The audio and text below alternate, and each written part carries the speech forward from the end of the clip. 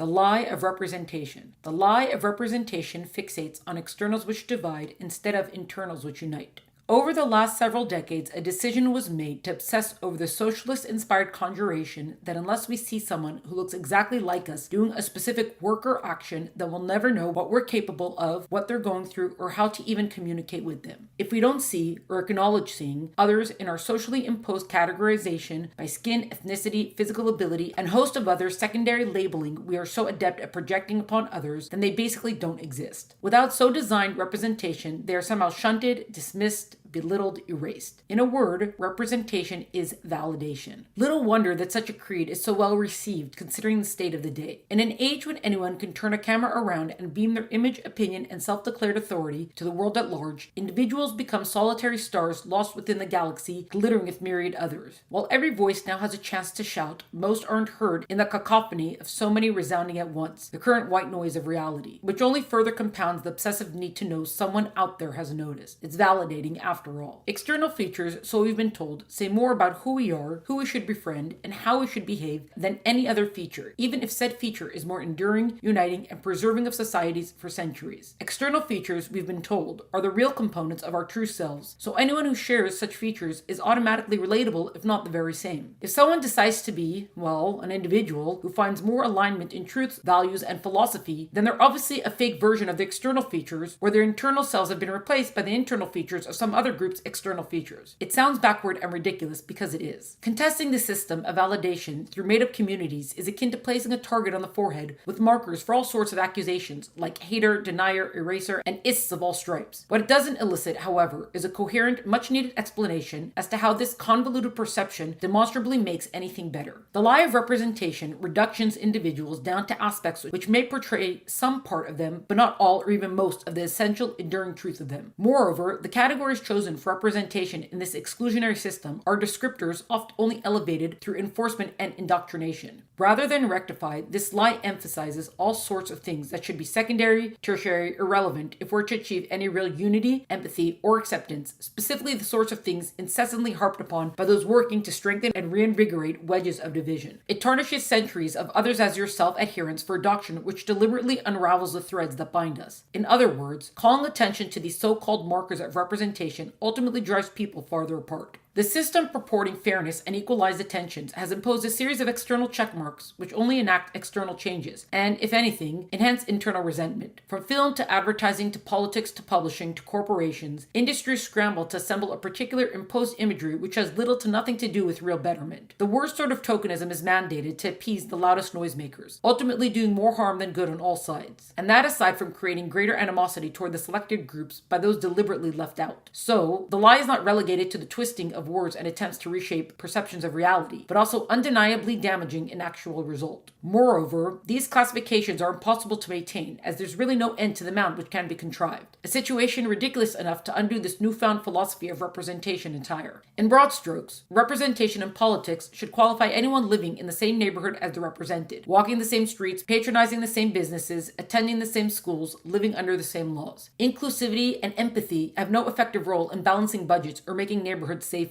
but have, unsurprisingly, made those and many other factors worse. Despite inevitable political differences, the formalist at least ensures that the representative has some measure of understanding of the world his constituents inhabit, regardless of external appearances. Without, the resulting disconnect not only inevitably allows policies which harm their neighborhood, but also the absurdness of supposed representatives not living in the areas they represent. Who, rather what, are they truly representing? They who choose how the represented gain a much vaunted voice do so according to their own metrics. The demand to overhaul the representation system lays claim to all sorts of diversity initiatives, but as noted, only of a particular kind. Thus, those claiming to increase the representative showing of certain groups inevitably focus on particular subsets within the group, then declare the enforced achievement of their objectives a victory for representation. Any contestation of such methodology resurrects the dynamic pinwheel of all things ist. Did anyone ask recently anointed acronyms if they approve of how they're being portrayed? How can every one of every minority group be consulted in regard to the image established through their assigned representation? How many nationalities, speakers of gendered languages, agreed to adding arbitrary letters to remake their speech? And, considering their faiths and cultures, how many agreed to the proliferation of certain types of characters supposedly relaying the lived experiences of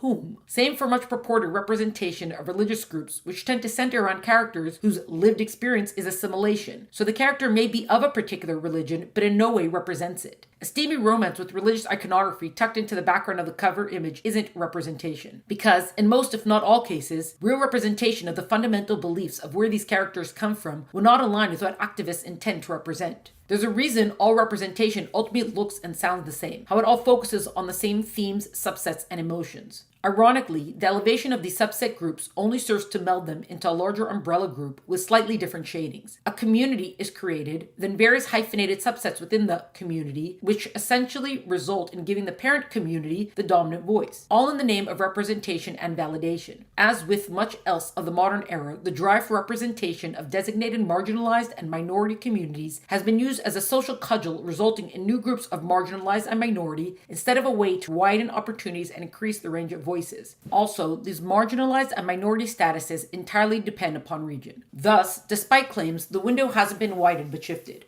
Where is the representation for religious individuals in the mainstream world? Where are the voices of those who love their country, for those who don't want whatever ideology a fringe minority is foisting upon them? You've had your time, they'll say. Who is you? What does almost anyone alive today have to do with anything decades past? Somehow, everyone's blamed for the actions of others or not allowed an opportunity to change despite the demand to ally, educate yourself. Well, if you wish to adhere to this contortion, then be prepared for it to work both ways. Such accusations reveal the truth of the calls for representation, in that it's not really about bringing new voices in as much as pushing certain voices out. The lie of representation hides its real goal of merely diversifying the faces of individuals representing the same school of thought, to keep the outgroup out while continually shielding and validating those on the in. It creates identity not around what you do or say, true markers of character, but around immutable characteristics which shouldn't be given the attention they receive. A simple way to know the difference between true representation and mere validation is to ask if the representation centers around what can or can't be controlled. For example, skin color, ethnicity, genealogy are not of an individual's choosing. A force higher and more powerful than any designates each, and there's naught to be done but accepted as a detail of who you make yourself into. Such factors don't make someone worthy of special treatment just for existing. However, if representation is focused on something within human control, decisions, moral choices, philosophy, worldview, etc., then that commonality will result in better representation, connection, and unity than any of the celebrated externalities. To avoid falling into the trap of validation, decide if the group descriptor can actually be changed. Then decide if it's something or some attitude which needs adjusting. Act, move on.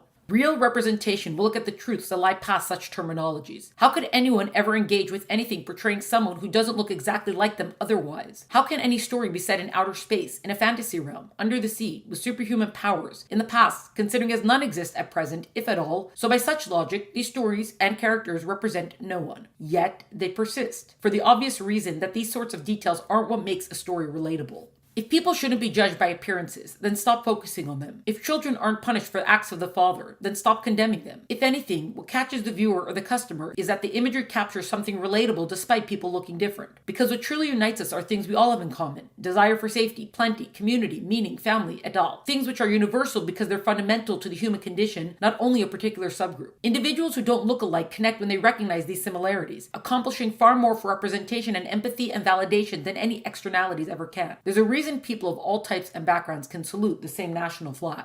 It's a lie to claim that no one can know what they can achieve if they don't see someone exactly like them doing it. There's always a first who figured it out without a mirror image to look at. By this logic, what exact shades of similarity are necessary to confirm representation has been achieved? Saying no one can accomplish without first seeing someone exactly like them is a lie and disservice to their abilities. Moreover, the first of any had naught but his own drive and determination to guide him. When we respect the truth of what we have in common, when we respect what people are truly capable of, then externalities fall away, not from denial, but to resume their proper place as mere details. We only further embed that which we don't want to be an impediment through intentional hyperfocus on it. The whole lie of representation can only flourish when we struggle to define the real self. Advocates and activists of this damaging lie would place color and preferences over values and goals, easily proven by any of the names for so designated marginalized groups. Consider, for example, an individual from any of these categories. If only one externality was slightly changed, would they still be themselves? Would they fall out of favor because their coloring isn't right enough, or positions left enough, or socioeconomic standing not dire enough? Do they lose their claim on representation with a slight external change? The answer reveals much about this lie's true intent.